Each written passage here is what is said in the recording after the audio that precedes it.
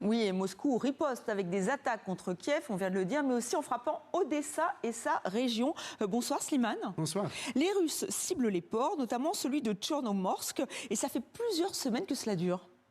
Oui, et le dernier port justement attaqué, c'est Tchernomorsk. Pourquoi? Parce que Tchernomorsk est le principal port d'exportation des céréales ukrainiennes. 10% des céréales commercialisées dans le monde viennent d'Ukraine.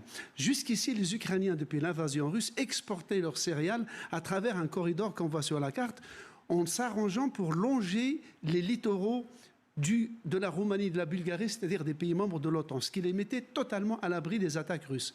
Voilà pourquoi les Russes s'attaquent à la source, à Tchernomorsk, et depuis ce week-end, Tchernomorsk n'exporte plus un grain de céréales et les armateurs n'osent plus y envoyer leurs bateaux. Oui, donc ils ont cessé parce que c'est trop dangereux. Kiev assure que cela menace la sécurité alimentaire mondiale, c'est le cas ?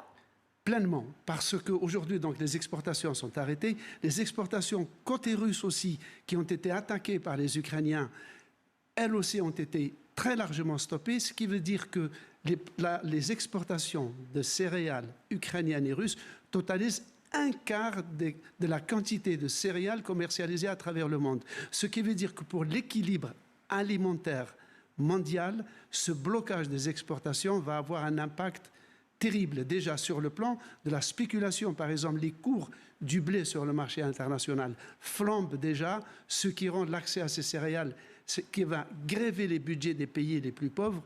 Par exemple, l'Égypte était le premier exportateur mondial de blé, donc cela va gréver leur budget et on se demande jusqu'à quand va durer ce stop, cet arrêt des exportations, d'autant plus qu'on est en pleine récolte de blé et de maïs et que les stocks s'accumulent aussi bien en Russie qu'en Ukraine. C'est une véritable catastrophe, j'allais dire, alimentaire, puisque contrairement au détroit d'Ormuz, ça ne concerne pas les sources d'énergie, le gaz et le pétrole, mais c'est carrément le pain, la nourriture quotidienne des gens. Et quels sont les pays les plus concernés? Vous parliez de l'Égypte, ça serait effectivement sur le continent africain que ça serait toute la rive sud du Moyen-Orient, de la Méditerranée. L'Algérie aussi est un très gros importateur de blé. L'Égypte est un des plus importants. Il y a la Chine, mais surtout les pays africains.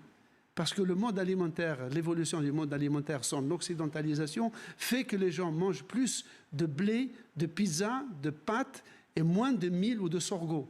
Donc il y a une demande croissante de blé et l'augmentation des cours des blés et peut-être demain une sorte de pénurie, de mini-pénurie de blé sur le marché mondial va avoir un effet immédiat sur les pays les plus fragiles.